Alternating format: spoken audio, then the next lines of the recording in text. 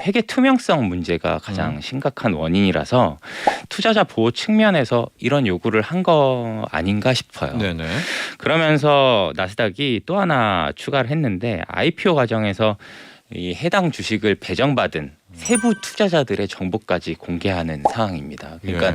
상당히 지금 깐깐하게 까다로운 기준을 지금 잡고 있는 거죠. 103.5 FM 돈을 이해하는 시간 정철진의 목돈연구소.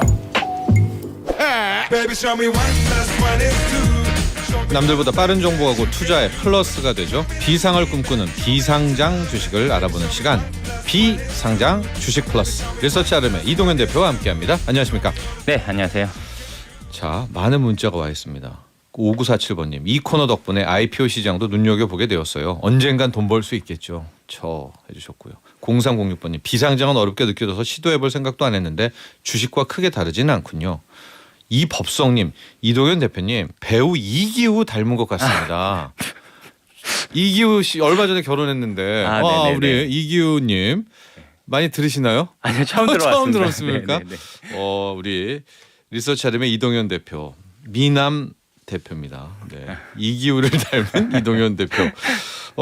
제가 최근에 들었던 소식은 이제 야놀자 나스닥 상장한다 막 그러면서 여의도가 한번 들썩들썩 했었고요. 그 비상장 주식 IPO 이런 정보를 쭉 얘기를 해드리는데 그 미국 나스닥에서 아시아 중소기업 IPO를 중단한다. 이건 무슨 뉴스인가요?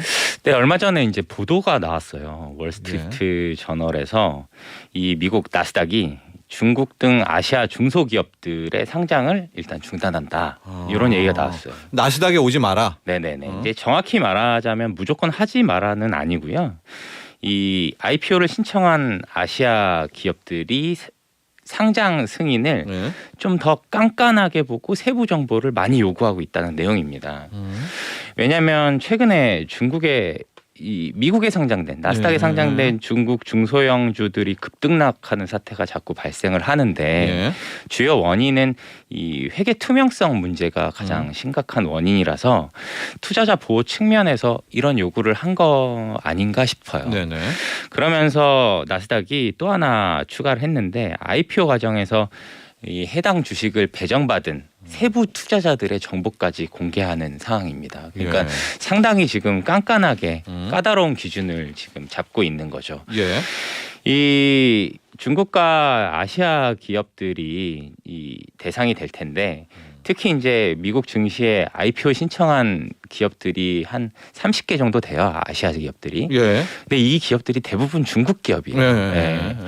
그래서 이제 나스닥 같은 경우에는 9월 달부터 이 기준을 좀 도입하면서 상장 기준을 좀 까다롭게 했는데 그러면서 IPO 시장도 약간 좀 수그러들었었어요. 근데 최근에 이제 IPO 하는 회사들도 전부 미국 회사들이고요. 그래서 상황이 좀 미국도 IPO 시장이 좋지는 않은 것 같습니다. 그러면서 이제 한국 기업들에게도 불똥이 튀지 않을까 이런 우려가 있는데 다행인지는 모르겠지만 어쨌든 지금 최근에는 미국 상장을 추진하는 기업은 없습니다. 근데 야놀자 나스닥 간다 이거는 뭐였어요? 지금 기업 가치가 많이 떨어져 있어 갖고요. 그래서 좀 힘들 것 같다는 생각이고요.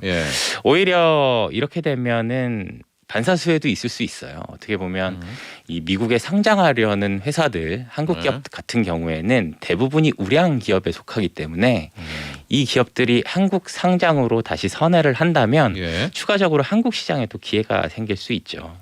그래서 이런 상황인데 이 사실 미국 시장 IPO 할 때 이 관련된 기업들의 이 IPO 타이밍이나 상장 과정들을 구체적으로 알기는 힘들거든요.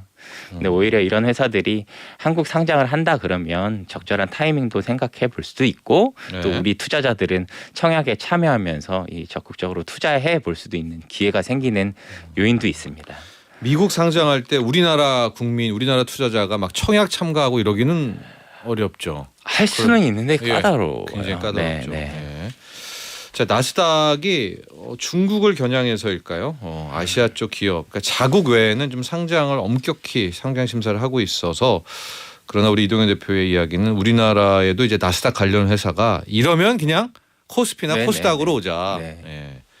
그래서 기회가 있을 수가 있다라는 이야기를 해 주셨고요. 요거는 이제 미국 나스닥 IPO 시장 관련한 뉴스고 우리나라 요즘에 이 비상장 쪽 주식도 워낙 얼어붙어서 비상장도 얼어붙은 것 같은데 뉴스가 좀 있을까요?